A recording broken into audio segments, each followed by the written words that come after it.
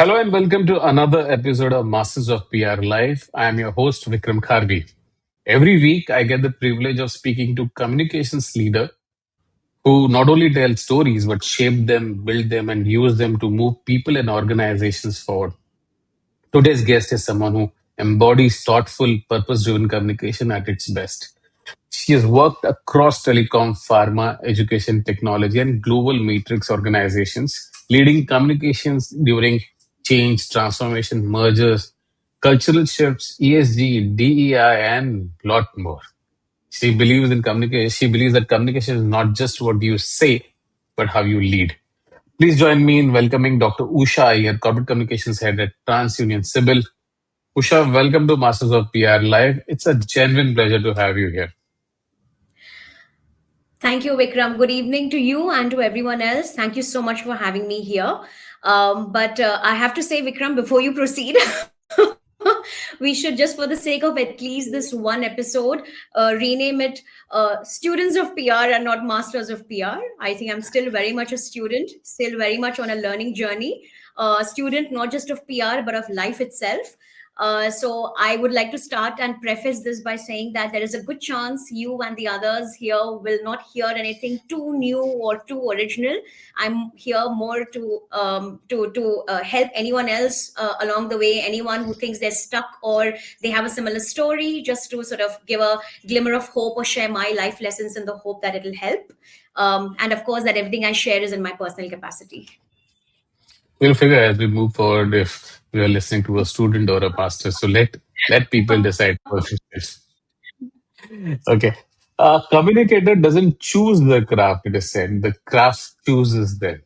So, I would like to know what first pulled you towards the world of communication and what moment did you realize that this was more than a career, but a calling? It's a great question, and you framed it so well. And in fact, I think your question has helped me frame my thoughts around how I describe my foray and journey in comms and PR also. Interestingly, I have a PhD in history. I thought for the longest time I would be an academic, academic research, universities, research papers. That was my forte. I And worked a someone lot was with. just telling, and someone was just telling that, you were a student after being a PhD in doctorate. Yeah, But it, right. it, it does come together, doesn't it? You are a student for life. The more you a PhD only teaches you that you know only a drop in the knowledge of in the ocean of knowledge, and the more you learn, the more you realize that the more you realize how little you know about the world. So if that wasn't humbling enough, I think as a historian working with archives really opened my eyes to the world of historical legacy stories. There's so much buried in the legacies and histories and stories of companies, in governments, in countries. I used to use archives as a historian. I had the opportunity to actually put that knowledge to use when I was hired to work as an archivist for a leading pharmaceutical company in Bombay. And the whole point was to put together the story of the company. It had a long, very proud legacy, especially nation building in supplying essential medicines. So, in putting together the story, I realized the power of storytelling in communication. It was all about those little instances in the company's history that made the company distinguished and stand out. The instances that the company had helped the country become stronger, had helped to strengthen laws, had led the way in so many breakthrough innovations, had improved and enhanced the lives of patients and caregivers. At the same time, employees felt such a sense of pride listening to these stories. Over a period of time, the more I read about the kind of media coverage, the kind of stories that the company had got, the more I realized that stories are common both to history and archives as well as communication. Yeah. So that's how I went from academia and history to employee engagement, internal communication, to PR and overall corporate communication. One thing led to the other, and I have to say you framed it really well. I think you're right. The craft calls out to you. That's how you find your calling. There was no one aha moment. It was a pretty smooth journey, and I was well into the journey before I realized how comms had drawn me into its fold. But yeah, that's how it all came together. I think you're pretty unique. I haven't heard of any historian joining the comms domain. So great that we have you But is in our that show. a testament to the fact that this profession does not close its doors to anyone? Your background could be in history, it could Yes, be in biology, you could be an totally. engineer, you could be a zoologist. This profession is open to everyone. Anyone who's interested in leveraging its power can do so. Yep. I mean, that has its own pros and cons. Like Yeah. everybody cannot be a doctor, but anyone and everyone who thinks they can become a PR person can become a PR person. So yeah, the two sides of the coin, though. Uh, Very true. every organization also has a heartbeat, and communications must sync with it. So when you step into a new organization, what's your approach to understand its true DNA, the culture beneath the organization chart, and shaping communications that aligns with it? I think it's a great question. Decoding the DNA, as you hinted, probably because of the way my journey in communication has evolved. I set a lot of store by legacy and history. That is the company knowing where it's come from and learning and completely deep diving into its business model and its business imperatives. That goes to show Mm, where you're going to. So, where a company has come from and where it wants to reach, I think these are two mm, things any good communicator or a PR person needs to immerse themselves in. From the various organizations that I've been a part of, I've realized just how important the legacy of a company is to its owners. If it's a promoter family held business, for them it's extremely important because they've nurtured the business through generations in the family. Equally important is where is the next phase of growth coming from, what's the landscape looking like, what is the competition looking like, what are the revenue generating streams.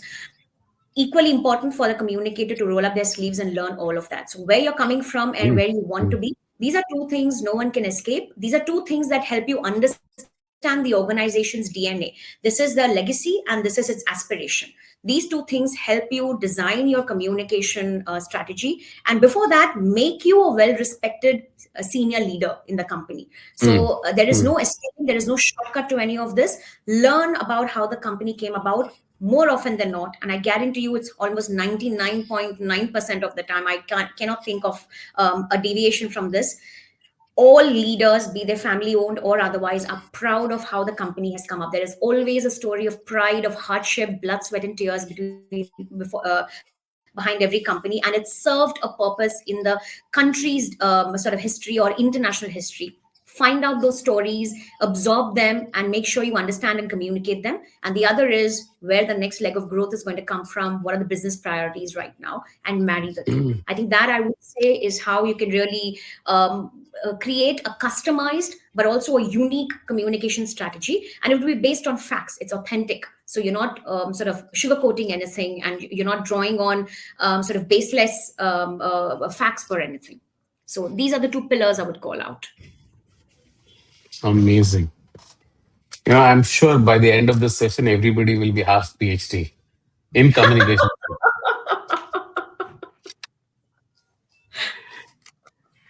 Right. In moments of change, clarity is comfort and communication is courage. You've led communication during restructures, mergers, and transformation journeys. What's your framework for managing change with empathy and clarity? Right off the bat, change management, I think, is a very tricky time for any company, but it's also inevitable. Changes could be because of, like you mentioned, restructuring. It could be because of a merger and acquisition having taken place. It could be because the company is going through new generations or churns in leadership. It could be moving from a family owned business to completely professional, or it could be changing hands within the family. There could be a number of changes taking place. It could even be a business pivot. Formerly a company was known for something and it was now going to look at or structure its businesses in a different way with a different objective, with a different target market. It can get very overwhelming all at once. And I can't say I've mastered or excelled, or there is, or I can blurt out one equation or formula to successfully handle the situation. But two words that you mentioned, empathy and clarity, are most important. Empathy, Mhm. because A churn of this sort, of any sort, can be a very tricky time for internal stakeholders. And by internal stakeholders, I mean all the associates, the colleagues, the employees in the company across ranks will be worried about their future, about everything that the company has stood for until then, what's next, both what's in it for the company as well as what's in it for me. Who's going to give me information? How are things stationed? Will new people mean completely new regimes, new ways of working, etc.? For the outside world, here's a company we've respected for a really long time. Is it going to completely change 180 degrees overnight? Is it going to still Hmm. stand for all the things we love about this company, the values that this company espoused? There's going to be a lot of questions. New leaders, are they up to the task? There is a proud legacy in a company, or the company has been built on its strengths. Will the strengths still be retained? So internally and externally, your work is cut out. Internally, having your finger on the pulse, making sure there are constant connects within the company between the top management, both outgoing and incoming, are connected to the company, are Hmm. speaking in one voice, are clarifying to everyone what's next, where things stand, and why the change is taking place. Externally speaking, constantly communicating at regular intervals. Of course, there are regulatory obligations and other obligations to keep in mind. Um, why the change is happening, the next steps, all of this is going to be extremely important. I think some companies have managed these transitions better than others, in terms of incoming and outgoing leaders speaking in one voice, being extremely clear about two, three very clear reasons why changes are taking place and what's next, where Hmm. they stand for Hmm. them and what the aspiration is, assurance of taking everyone together, putting on a show of strength. These have been some things that have been very important to change management situations. Here's where a communicator can really play a really sort of strong and central role in this. You become your business leader's right hand in having a finger on the pulse internally. They could be through surveys, through town halls. You create forums for them to disseminate their message, and to have a ear, ear open for what's coming in, what are people saying, so that the messaging can be powerful. And ditto for the outside world. What is the media saying, what are external stakeholders saying, regulators, partners, customers, what is everyone saying? You're the one bringing in all this information, and you're the one helping them tailor the messaging to suit all of these needs. So in the end, very much empathy towards everyone, because not Hmm. everyone's going to immediately quick on the uptake. Clarity, yes, because there is a certain reason why this is happening. As long as the world knows the reasons, there'll be less reason to be suspicious of the change or to take a negative view of the change. In all cases, openness, transparency helps. You don't have to reveal absolutely everything threadbare, but as long as you're known to be a company that's open to questions, that does not hide behind a no comment, or does not completely missing or unavailable, I think that's where you really play a role. You are a spokesperson as a communicator to the outside world. Managing those stakeholders is one of your biggest responsibilities. So constantly staying available, constantly assuring, translating that message in a way the outside world understands. I think these have been key to handling these situations. Like I said, not that there is any one formula or one way of excelling in it, but that's generally what I would suggest anyone going through such a situation. Interesting. You must have heard this: diversity is invited, inclusion is welcome, equity is enabled, and belonging is felt. So DEI often risk becoming a jargon in large companies. How can communicators help organization move from checkbox initiatives to true behavioral and cultural shifts? So it's a great question, and I've been lucky to have worked with organizations that are serious about this agenda, or at least to me, have taken very tangible and substantial measures. But equally, one can see a lot of entities, entities are accused of greenwashing or paying lip service to this agenda. I think it's a question that does not have an easy answer. In one word, I would tell you exactly what I've said for the other areas: authenticity. It's the first thing that comes to mind. Hmm. Let's be very honest. When it comes to DEI, seeing is believing.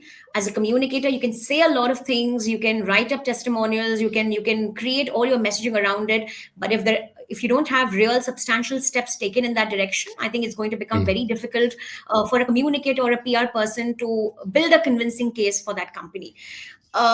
on an organization wide basis, of course, like you pointed out, I mean, it has to be inbuilt in a multi-layered way. Every business unit, every function, right from hiring to leadership changes to we're talking about diversity in that sense, sustainability, and when it comes to emissions or your carbon footprint and so on and so forth, all of that needs to be built into ways of working of a company. Otherwise, the authenticity does not come through in communication. You will struggle beyond a point to convince the world that it's all real. That said, as a communicator, I think there are a few things you can keep in mind. When if you are passionate about this agenda and you want to make a difference as a communicator, one of the most powerful things we have at our disposal is language. Is your Mm. language in everyday communication, internally and externally, inclusive? In every way possible. Are you trying to stay very conscious of, when you're reporting something, be it in your everyday leadership communication, in your press releases, in your annual reports? Is your language staying mindful of the fact that it needs to sound inclusive? It needs to be conscious of where there might be gaps in its sustainability agenda or its DEI agenda. Are you being mindful of this? I think that is something in a communicator's the language of that sort is at the disposal of every communicator. It needs to come through in everyday actions. So to sum it up, I would say, I've had the privilege of working with companies that have actually built this into every step of the way. Testimonials, case studies, all of this has been easy. There's been external validation. But if you had to, as a communicator, single-handedly lead change in this area, start with yourself and your communications mandate. Use the language, use the everyday actions available at your disposal, and start from there. Perfect. You worked with a lot of matrix organization, and matrix global organization come with layers, stakeholders, Yeah. and competing priorities. What has helped you stay effective, aligned, and influential in such environments? Absolutely, yes. Global companies, typically speaking, you have your regional reporting, and then you have your global enterprise functional reporting, multiple bosses, multiple key stakeholders. That's an everyday reality for all those of us who work with corporates of a certain or organizations of a certain size or type. One of the things I've realized, and this has been a life lesson for me, is as you gain more and more experience, as you grow further in your career, and as they call it somewhat crudely, up the value chain, your even as a PR and communications person, your work moves from tasks to adding greater and greater value. Hmm. So while you may, the actual writing of press releases and social media messages and other media collaterals may fall to your team members, your job very much is managing your function within such a global matrixed organization.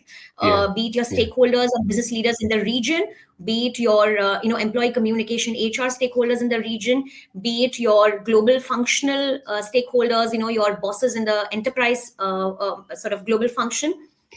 Is your work as a team, are you and your team adding value? Are you and your Hmm. team fully sort of in sync with the current conversations on business, in current conversations that are going on in the company? There will be expectations from the region, there'll be expectations from the headquarters and the global enterprise function. Are you constantly in conversation? The key to this, I think, would be open stakeholder communication, constantly keeping in touch with all of these stakeholders, regularly touching base with them, running your work by them, making sure that they see the value that is being added, or if there's course correction needed, go back to that. Are you either adding value or solving for something constantly? Are you working along the lines Hmm. that was expected? Does anything need realignment? Are you constantly looking at the bigger picture? As a leader, your job Hmm. is to look at the bigger picture. I mean, all leaders need to sort of strike this balance of bigger picture and the everyday priorities.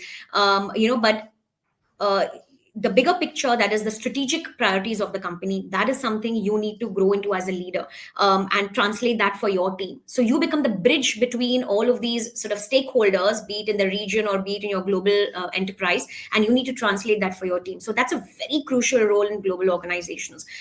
Stakeholder, hence open stakeholder communication, constantly checking in, not working in silos, and not mistaking everyday small tasks for the big Hmm. strategic wins. That's the Hmm. key so far in my career I've seen has it stood me in good stead. Right? You just summed up that you spoke about all in the organization should sound same. Great brands sound the same inside the building as they do outside. Many companies say one thing externally and live another internally. What's your method for ensuring authenticity so the message outside reflects the reality inside? Uh, it's a great question. Honestly, again, just like with the DEI and sustainability question, I mean, so much of it depends on what you're given to work with. Of course, goes without saying. As a communicator, you represent the company and its essence, and you have to work with what you have. Authenticity, we keep coming back to that. It's extremely important. There are so many brands. Like you said, if your internal and external narratives don't match, it's going to show, and it's going to show you up very quickly also, be it in Mm, terms of not being able to attract good talent or not being able to retain the talent that's in the company. Or if you think why you're coming off, and if you do a media dipstick, often you get to hear murmurs about companies that are sort of, we know what's really going on. You get to hear from reporters say, I know what's really going on in that company, even though they're saying XYZ, I know there's something else going on. So you can't actually contain or hide this gap between internal and external, however much you may try. Which is why it's very important to maintain that consistency. I would go back here to knowing the DNA of the company. We discussed decoding the DNA of the company, and I mentioned where the companies come from, the kind of things that it was built on, and where they want to go. Usually, the key to cracking a company's DNA lies in these two things. And if you understood them well, I think you've largely solved for the expectations of the leaders as well as the employees. And that's also staying true to the roots as well as the aspiration. So while there mm, is no clear cut answer, and I can't tell you one way or the other, this is the right thing to do over here, I would say go back, understand the essence of the company so that your expectations as a communicator and hence your messaging are not sort of removed from each other. If you want to be in sync with your leaders and the direction of the company, understand where it's come from and understand where it wants to go. That's your sort of sweet spot. That's the zone you need to play in to make sure you're also consistent and you've not overstated or understated the company's case. mm. Like politicians, there is one narrative that often circles around in every conference events that we go, and that is about the seat at the table. Do you believe communication has finally earned its seat at the leadership table, or is it still a battle in many organizations? And if it's so, what needs to change? Vikram, I think we are doing a major disservice to the communications profession by adding a question mark at the end of the sentence of the question. I think that's not and I'm sure you hear this from a lot of people also. But I don't think it's a question. I think that's been answered and that's been proven. Again, I don't think it's down to, we cannot paint the entire profession with a single brush. In terms of Hmm. earning a seat at the table or being valued, no doubt about it at all. There is no doubting the value of communications and PR in any company, from Hmm. your big mergers and acquisitions to announcements, launches, reports, consumer awareness. It's your PR and communication team that's running point on everything. Come a crisis time or disclosures to the outside world, it's your PR and communication that's stepping up. Be it internal communication, employee communication, ensuring that leaders are in sync with the company, it's your communication and PR team again to the forefront. So there's no doubting the value that the profession brings.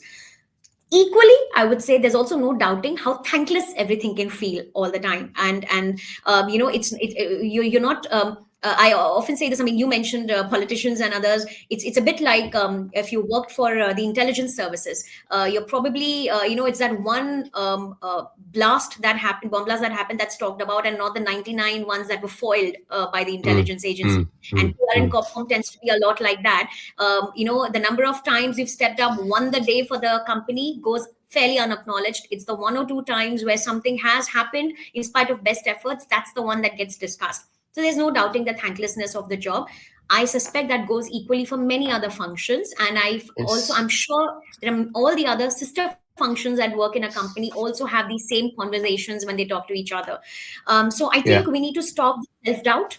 self-doubt is going to is the self-doubt and imposter syndrome that we're often told about. I think as a Mm. profession, there's a lot of that going around also. We need to come out of that. I think more than enough individuals and leaders within our profession have proven to us how value can be added. So it's not about whether the profession can add value or not. I think it's as an individual leader, as a communication and PR Mm. leader, you earn the respect of the company. You prove that you can add value to it. You've rolled up your sleeves, understood and invested time in understanding the company's business imperatives, its business model, its aspirations, its history.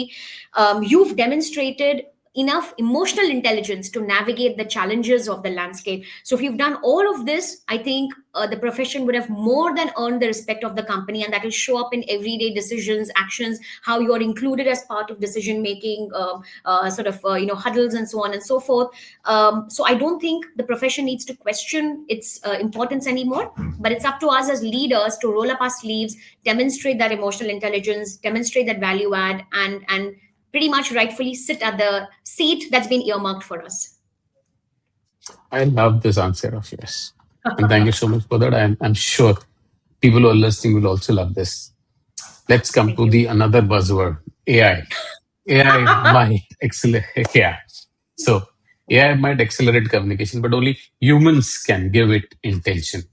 While AI is definitely reshaping workflows, content, and insights, how do you see communicators using technology without losing the nuance, empathy, and the human instinct? Vikram, I think this is exactly like the previous question. The previous one continues to have a question mark, and this one continues, in much of the conversation that we hear around us, continue to have an alarmist overtone, not even an undertone. It's a very explicit alarmist Mm. overtone to it. There's AI, and what Mm. do we as communicators do? We think it's an existential threat? Is it going to change the world as we know it, and so on? And I think enough people with much more knowledge than me, both technical competence in AI as well as otherwise, have told us that, of course, there will be a lot of changes to the way we do work. For much of it, it will be complementary. It'll probably help us get better at our work on a daily basis. Even as communicators, we can see that, be it content creation, be it online reputation management, and the many tools and the many offerings that are opening up now. All of this will work to our advantage. There's only one condition, I think, that'll run as a common theme through all of this. Are we willing to learn? Are we willing to Mm. upskill? Are we willing to embrace all of it? I think what will change is not AI or technology replacing humans. It will be what's expected of us as communicators. I think we need to get into the thick of things here, learn how these tools work, update ourselves, upskill ourselves, because the ask from communicators will probably keep changing. We will not be replaced. Ask from us will be replaced. So that willingness to learn more than anything else is going to be key to all of this. Oh. Coming to my next question, this will be purpose. So, purpose, like you say, it's not a campaign; it's a commitment. Purpose is a big theme in our work, and Yeah. every company needs to have a purpose of their own. How do you personally find meaning in your role as a communicator, and how do you help teams create communications that are anchored in the real purpose and not really optics? Yes, you're right. This is another much used word, and I often grapple with it. It seems like so much bigger than me, so much bigger than my work. Um, I'll define it the way I interact with the word, my understanding of the word or my absorption of the word. I have almost, I think, without exception, worked for companies in the essential services sector, what would be called essential services. Mm. Yeah. Um, for me, that was always the starting point.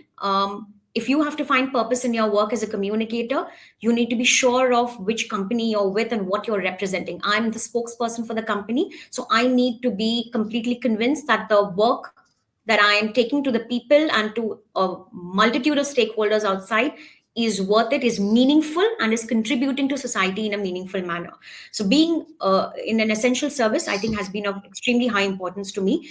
I've also realized over a period of time that my work has been not only in an essential service sector, but has also been with highly regulated companies. One way or the Okay. other, there's extremely high level of regulation, and that necessarily means you as a communicator, you have your nose to the grindstone constantly. It's a challenge. It's a challenge I take up very happily. Within the constraints of the regulation and this essential service, how can I craft my company's communication strategy so that it's constantly adding value to the company? It's a challenge I've taken on very happily, and that gives me that sense of satisfaction of having done a job well.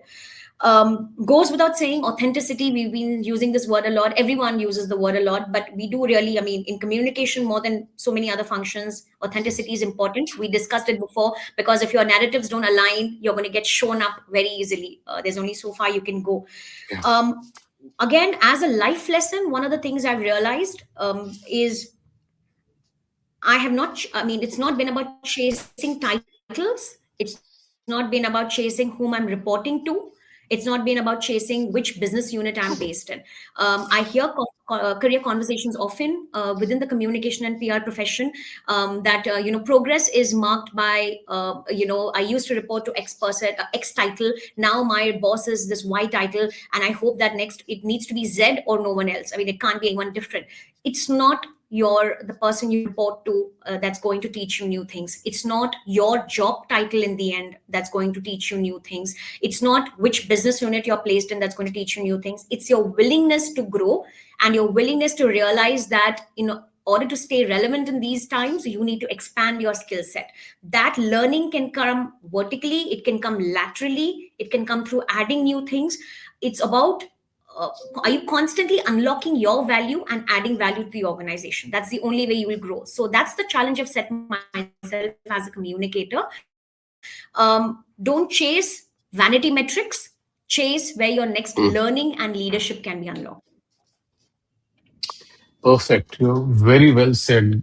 The next era of communication belongs to those who can blend authenticity with agility. So I agree with that totally. And now my final question: looking ahead, what's the next big trend or a shift or an opportunity in communications that you are genuinely excited about exploring?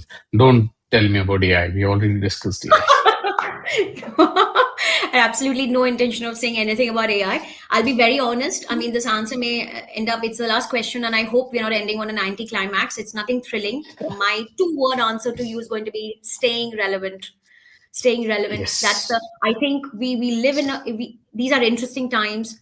And interesting is an interesting word also. I'm not completely convinced myself whether I'm using it in a positive sense or a negative sense, but we live in interesting times, the times that afford us, you can be flexible, agile, you can learn, any number of learning opportunities are available. We know there's talk of AI sort of changing the way communications is conducted. There are various geopolitical realities at work. There are strategic changes happening in every company. What are you doing to secure your future, not just in terms of your career but also that of your profession and your function in the company? I think that can only be done by constantly evolving yourself, learning new things, making yourself more and more useful to the function as well as the company. So my next challenge, or what keeps me excited, what keeps me coming back to work, is how am I going to add value today, and how am I equipping myself to add value even 5 years from now? Just staying relevant. I think that's the next challenge to myself. Perfect. Usha, thank you for this deeply grounded, insightful, and human conversation. You reminded us that communication isn't just about messaging, it's about meaning. It's about people, culture, and purpose. To everyone watching, the student of communication, if today's conversation resonated, please share your thoughts in the comments. Spread the learning with our teams and follow Wikipedia for more such dialogues with readers shaping the future of our craft. Sorry. Until next time, keep communicating with clarity, courage, and a whole lot of heart. Thank you, Usha. I'm Thank sorry you, for this. Vikram. Not at all. Thank you. Thank you. Thanks to everyone. Thank you for the opportunity.